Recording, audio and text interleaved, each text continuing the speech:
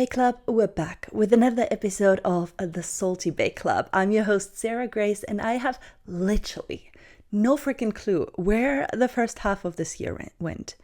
It is July, and I feel like we are all a little bit too tanned, a little sun-tired, a little restless, and eventually even sticky, hot, and sweaty. So I baked us something to counteract that. A really fresh and tangy raspberry almond cake. And I'm sitting here with my pitcher full of raspberry and strawberry milk, being dressed in all these colors. And honestly, this week's episode will bring you something that at least it brings me to my depth. So the freshness here in the attire, the baked goods, shall counteract that a little bit. Let me begin with a couple weeks ago. After the Truth Is episode, I received a message on Instagram. In the episode, I told you, please share your truths with me. Like, what is something that feels like a deep and tender truth to your heart, but isn't easily said? What this person wrote cut through the layers and opened my 2021 journal. Seriously, her words could have been mine, and I felt so seen in the struggle, in the heartache that I felt back then, and I was so touched once again by our mutual experiences. So this episode is for her, for me, for everyone who deeply and wholeheartedly longs for something in their life that hasn't yet manifested into form. So lean back, get a cold beverage, and let's dive into it. Before I read you her message and open this chapter for us, I want to share a little personal side of my last week. We celebrated 5 years Trees and Stories. That's the yoga school where I'm the lead teacher. And me and my business partner had this amazing idea to pull together a festival, really invite all of our students back. And it was a weekend full of workshops, master classes. I taught at an actual festival. We kind of combined that. And it was so full of joy, of tears, of connection and belonging. And I was once again reminded that we simply have to participate. Without participating, we're not being part of community, of a tribe, of a movement. We're not being part of anything at all. So if you find yourself wishing you had a different job, wishing you were part of a different friend group, wishing for community or anything to change in your life at all, well, here is your reminder, a gentle but firm reminder that you have to participate in the change that you want to see in the world.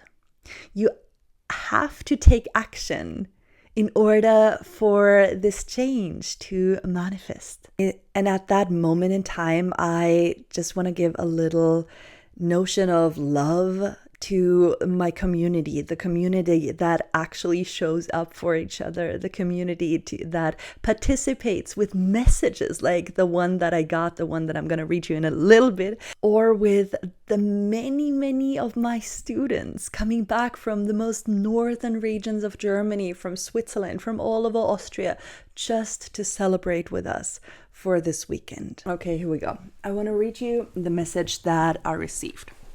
It is divided in 3 parts, but I honestly read that these are all interwoven. Close your eyes and listen up. I'm living in a wonderful place, and yet I'm not truly happy. I miss friends. I miss community. I feel alone and I'm afraid of losing myself. 2. I often get lost in thoughts, possibilities, and what ifs. So much so that I sometimes don't even know what I truly want. I often lose myself in the outside world, and then I end up being really hard on myself. That I'm too boring, not enough, too heavy, not doing enough, not well-read enough. Realizing all of that has at least helped me start being kinder to myself, which is already such a huge step. 3, I'm scared I won't find a home. I mean, a place of feeling where I truly belong, where I can slow down and finally feel at peace. Not always, but at least most of the time. And where I look forward to coming back to after a trip. Oh, girl, I need to say this again. These could be my words. So for anybody listening right now, I want you to put her theme of not belonging or not having a home, not having found that place, into a universal or maybe very, very personal matter for you. What I'm hearing in this message is a deep, deep longing, a holy longing that guides towards a place that isn't there yet.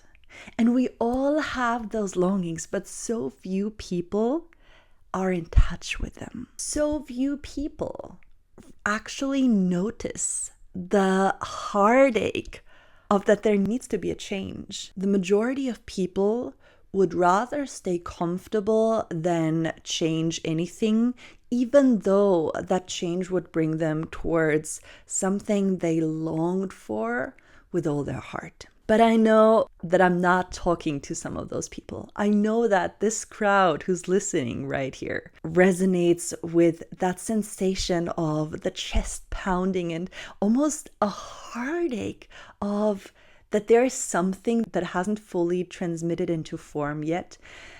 But you can feel it, you can smell it, and you reach for it so wholeheartedly. So for the course of this episode, put all of what I'm saying into the context of your holy longing. Now, what really connects us, the woman who wrote this and me, is that 2021, I started feeling a deep, deep longing of having a home. I had just based myself in Europe again.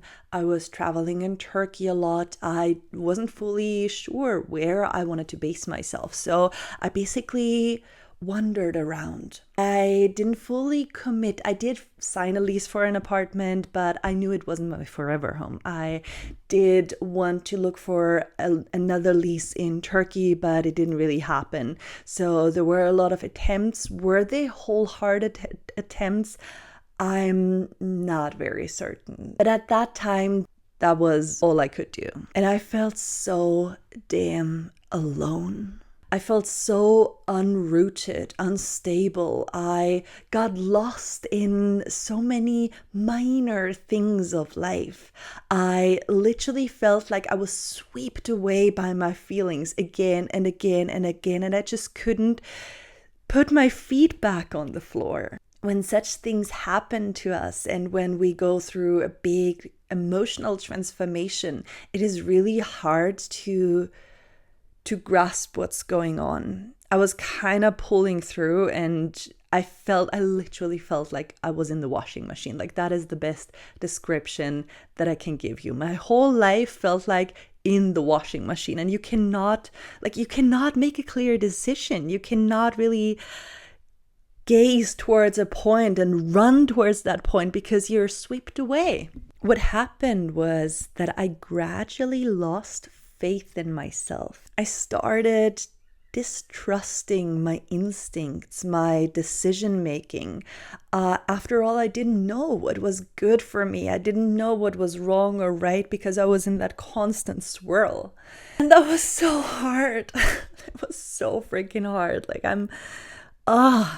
If I had my journal here, I could probably pull out a page easily and read you something that was deeply melodramatic, like Pisces core, if I may say so. But here's the thing, it changed. I did not lose sight of what I so deeply desired. I might have made some bad decisions. I might have made some even wrong decisions in financial or stable or security terms, but I did not lose sight of my longings, and it carried me to where I am today. And that is, I just renovated a house with the man that I deeply, wholeheartedly love. And for the first time since I was 6 years old, I feel at home. And I feel so incredibly lucky because of that.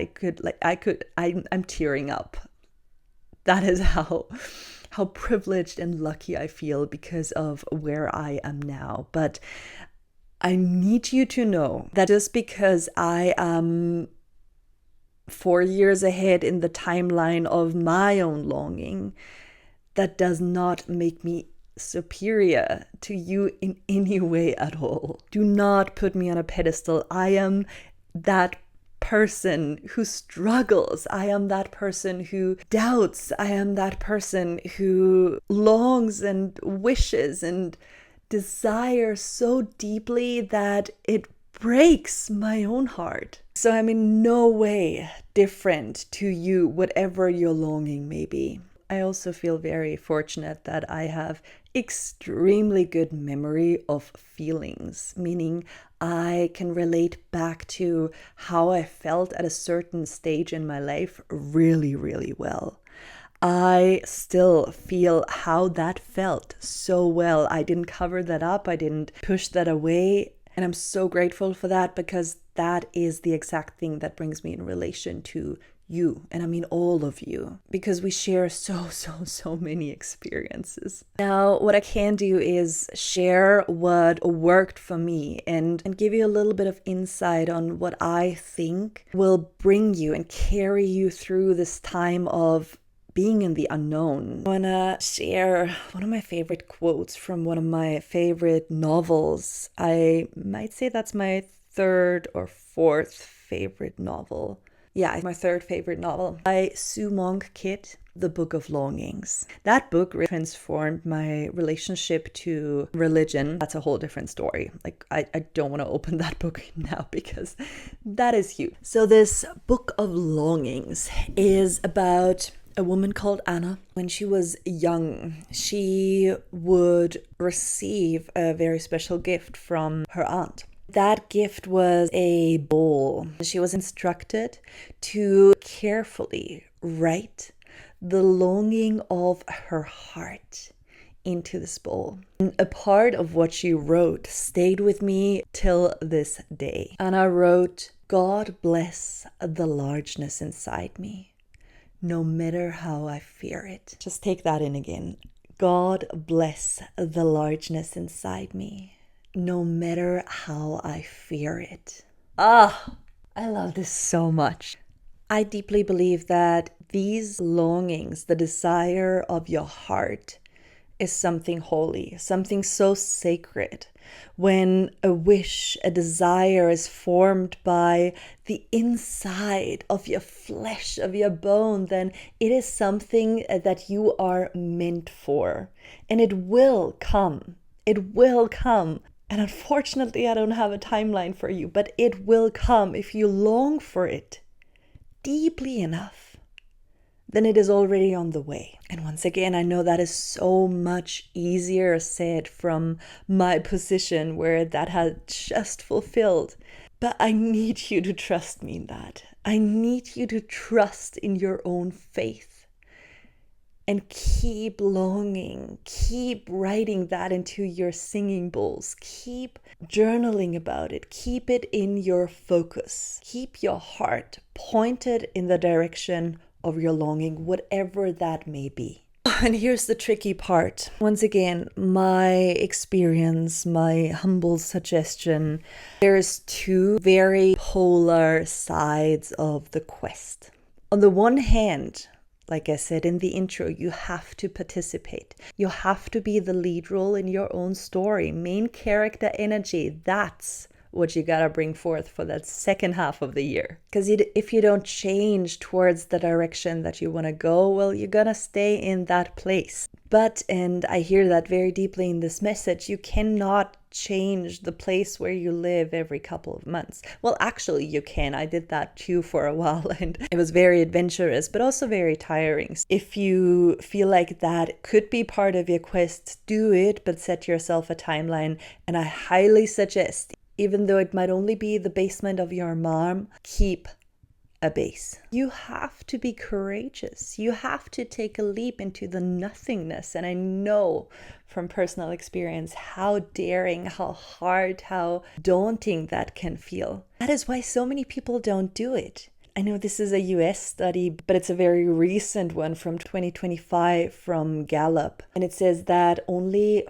47% of US Americans are very satisfied with their lives. That is less than half people of such a huge country. A study by Gallup from 2023 says that 85% of people feel very unfulfilled in their jobs. And that is global job data. So what the F are the psychological patterns behind this numbness, this stuckness? I feel like there's a learned helplessness in our society because we are very privileged, because we are very safe, even in times when we feel emotionally lost. And this privilege allows us to linger in our comfort zone. Another pattern that we see is comfort over growth. I mean, we as humans have a deep urge to grow, but usually the option to stay comfortable is what most people choose. Also, what I meant with learned helplessness is partially what we inherited from the role models around us, but also the fact that if you've tried before in your life, and it doesn't really matter if that was in 6th grade when you were singing a solo and everybody laughed at you, or if that was in a job that you really desired and your boss didn't give you the promotion that you really wanted. If you have tried to show up and you failed, then it's very likely that your system tells you, do not do that again. Caution, stop being brave, stop being vulnerable. Let us rather be semi-satisfied with what we have than going out there and trying those big leaps again. What I'm saying and seeing here over and over again is that you have to take action. There is no way life will hand you everything that you long for on a silver plate. Actually, there is maybe 0.1% of people who are lucky enough to get that, and if you are one of those 0.1%, well, lucky you, congratulations. And for the rest of us who has to struggle, fall, stumble, be thrown in the dirt, find the courage to get up again, please know that it is so worth it. And even if you've tried so many times, you have to keep on trying. You have to have faith in your longings. Now here's the flip side, the other side of the coin, and it might sound quite paradox to what I just described, but I wholeheartedly believe that both are true. You cannot lose yourself in the hustle of things. You cannot only run and grasp and reach and move around. You have to take a moment, find stillness, and sit with your longing. You have to really fully sit with that sensation inside you. You have to let it live through you, and you cannot do that out there in the bright and loud daylight. You have to stay alone and deeply connect to that longing of yours. Silence the noise, the mind chatter, and really be in relationship to it. Listen to it. Listen to what it has to tell you. I believe that sitting with it, part of it, is what we so often shy away from, because if you don't have a meditation practice, then it's safe to say that you haven't trained your whole organism to sit in silence with yourself. And now you have to sit in silence with yourself in the presence of this deep and maybe even heavy desire where so many emotions spin around it. And these emotions might be hope, might be fear, might be devastation, might be grief, might be really heavy at times. So sitting with your holy longing, sitting with all the emotions that it brings up, sitting with all of it quietly, deeply intimate, without trying to fix or hide or change anything at all. Now that is hard, but it's also so liberating. So find a place wherever you feel safe and sit with all these what ifs, thoughts, with the chatter, and wait. Just wait for it to soften and for your heart's longing to blossom forward. And again, while that sounds so romantic and poetic, I know how fucking hard it is. But there's no easy way out, and that's the good and sacred part of it. The only way is through. And you cannot increase the speed. You have to walk in your own timing through all these experiences that in hindsight will be pointers and marks and guides to the place where your longing is fulfilled. And you know what? In a culture that teaches you to isolate, to stay alone with your fuzzy thoughts, cheers to those people who have the courage, like this person who wrote me, to share not only polished feed pictures, but the raw and unfiltered feelings behind. Cheers to that, because only this behavior, this participation, this devotion is what creates community. And we all need community. I think community is the arch to belong. I also think that your longings are what guides you towards belonging. I haven't noticed, and I love that these words are connected. Longing and belonging. It ultimately reminds me of that one Rumi poem that I read to so many of my students. It's called Love Dogs. He writes about how the cry out, the longing, that is the connection. We don't always have to hear the answer, but it is there. Simply in longing and crying out, you receive. You know what? I'm going to post it on my Instagram. That felt personal, raw, and I feel a big pounding in my chest for all of you who participate and engage in this community. Thank you, because it would be so hollow without you. Of course, I could sit here and talk a little bit, but without the resonance, without the relationship, it would be very one-sided. So I'm deeply grateful for each one who listens to these words just now. Thank you for being here. Thank you for listening to this week's episode of the Salty Bay Club. I hope that you have something to cool off the heat wave. I hope that you do resonate here or there with a bracket of what I'm saying. And even if you don't, thank you for being here. Thank you for listening. Thank you for gifting me your time. Again, I'm your host, Sara Grace, and I cannot wait for whatever is bubbling up to the surface for next week's episode. Thank you. I love you.